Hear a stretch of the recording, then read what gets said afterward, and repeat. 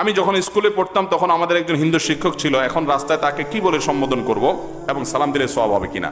ভাই, সালাম আল্লাহ তাআলার নাম, আসসালাম এটা আল্লাহ তাআলার গুণবাচক নামগুলোর একটি। এটা যে আল্লাহর প্রতি বিশ্বাসই করে না তাকে আল্লাহর গুণবাচক নাম কিভাবে আপনি নিবেদন করবেন? এটা হবে মুসলমানের জন্য। তাহলে মুসলমান অমুসলমানের সাথে কিভাবে অভিবাদন করবে? অবশ্যই অভিবাদন করবে, অবশ্যই সৌজন্যতা দেখাবে। শিক্ষক হোক, প্রতিবেশী হোক, ভিন্ন ধর্মের মানুষের সাথে সৌহার্দ্যপূর্ণ সৌজন্যতামূলক আচরণ করতে হবে। সেক্ষেত্রে তাকে স্যার কেমন আছেন, welcome, thanks, good morning, good evening ইত্যাদি ইত্যাদি, স্বাগতম ইত্যাদি অন্যান্য জেনারেল যে অভিবাদনগুলো আছে সেগুলো করবেন। আবার অনেকে এক কাঠি সরস, অনেক লোক আছে এক কাঠি সরস। এক কাঠি সরস মানে কি?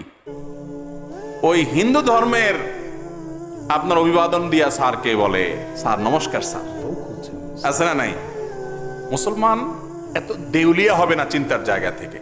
আপনি আপনার আদর্শের জায়গায়, ঈমান আকীদার জায়গায় কোনো ছাড় দিবেন না, কিন্তু তাই বলে অন্য ধর্মের মানুষকে আপনি তাচ্ছিল্য করবেন না। তারটা তিনি পালন করছেন, তাকে শ্রদ্ধা করবেন, তিনি বয়স্ক, তিনি সিনিয়র, তিনি শিক্ষক, তিনি প্রতিবেশী, অবশ্যই। কিন্তু তাই বলে আপনাকে গোলালু হয়ে জগা খিচুড়ি হয়ে যেতে ইসলাম বলে।